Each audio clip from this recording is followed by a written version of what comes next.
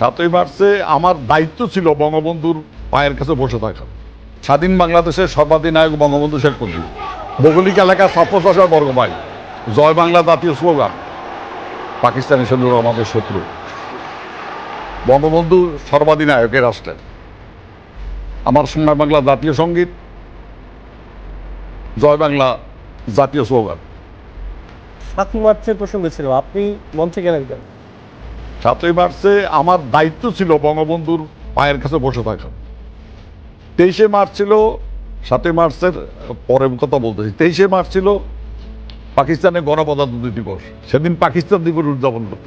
সেদিন আমরা ঘোষণা করলাম প্রতিরোধ দিবস, মানে পাকিস্তানি পতাকা কোথাও উঠবে না, সর্বত্র বাংলাদেশের পতাকা উঠবে। কারণ তো শেখ মুজিব স্বাধীনতা চায়নি, এই কথা বলাটা ঠিক। আবার কেউ কেউ বলে উনি জয় বাংলার পরে জয় পাকিস্তান বলেছেন। 7ই মার্চে আমি মঞ্চে ছিলাম, আমার দায়িত্ব ছিল, উনি জয় বাংলা বলে শেষ করেছে, এরপরে একটা শব্দ বলে নাই। ওই দিনে আপনি যে পাশে বসেছিলেন, আপনি কি দেখলেন? মানুষের যে হর্ষোল্লাস তো আপনি দেখতেছিলেন। বঙ্গবন্ধু আপনার পাশে দাঁড়ায় আলাপ করতেছে, কথা বলতেছে, এই অসামান্য বক্তৃতা। অসামান্য তো বটেই, উনার 160 ডিগ্রি জ্বর ছিল, ওর মধ্যে আমাদের সাথে বৈঠক করেছে।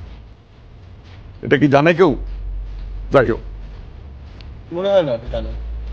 মানে আপনি আপনি ওই 19 মিনিটের কথা বলেন, আপনি যে পাশে বসেছিলেন। আরে এইটা কল্পনার বাইরে। সামনে যাতে রিভলভারের রেঞ্জের মধ্যে উনাকে গুলি করে না বের ফেলতে পারলে ব্যারিকেড করা ছিল শক্ত বাঁশ দিয়ে।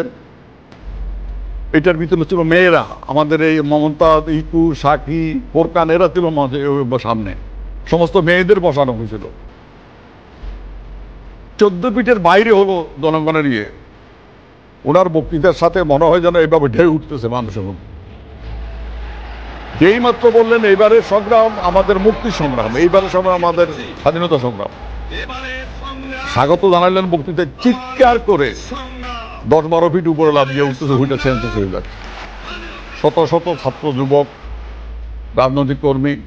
রব ভাই, বঙ্গবন্ধু তো আসলে পুরো বাঙালি জাতি, কোনো দলের কোনো একক সম্পদ তো বঙ্গবন্ধু না। ফলে তার যে ভাষণ, যেটা এই জাতিকে সেই অর্থে একাত্ম করেছিল, যেটা এখন ইউনেস্কোর মানে ঐতিহ্যিক স্মারক, আপনি সেই ভাষণের সবচেয়ে কাছে বসেছিলেন, এবং আপনার ফিলিং কেমন ছিল সেটা যদি বলেন। 2রা মার্চও যেটা হয়েছিল, 7ই মার্চও তাই হলো। তোমার দেশ আমার দেশ, বাংলাদেশ বাংলাদেশ, প্রত্যেকটা বক্তৃতার ডজের পরে স্লোগান উঠতেছিল। 7ই মার্চের যে ভাষণে মানে বঙ্গবন্ধু যা যা কিছু বলতেছিল, আপনার পাশ থেকে কি বলতেছিল? আপনি ছিলেন, মহিউদ্দিন ভাই পিছনে দাঁড়াচ্ছেন, দেখলাম ছবিতে দেখা যায়। মহিউদ্দিন তো বঙ্গবন্ধুর বডিগার্ড হিসাবে, বাংলা শব্দে ওনারও বহর হিসাবে নিয়েছিল। আমরা 7ই মার্চে ওনাকে 32 নম্বর থেকে সিরাজুল আলম খান, আব্দুর রাজ্জাক, তোফায়েল আহমদ, মনি ভাই, আমরা, মহিউদ্দিন, ফ্যান্টোমাস, ওল্ড টাউনের, আমরা ওনাকে কর্ডন করে যে মারা গেলে আমরা আগে মারবো, যদি গুলি করে উপর থেকে, ওনাকে করতে দেবো না। আমরা ওনাকে রেস্ট করছে নিয়ে আসি। উনি যে এবারের সংগ্রাম আমাদের মুক্তির সংগ্রাম, এবারের সংগ্রাম আমাদের স্বাধীনতা সংগ্রাম, মাঠ এইভাবে টকবক করতেছে। 7ই মার্চের ভাষণটাকে আপনি কিভাবে দেখেন? মানে ধরেন আপনি তো পাশেই ছিলেন।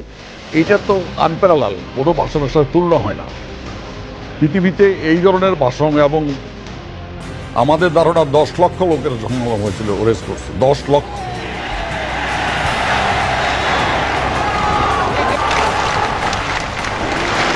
এবারে সংগ্রাম আমাদের মুক্তির সংগ্রাম, এবারে সংগ্রাম স্বাধীনতার সংগ্রাম। জয় বাংলা।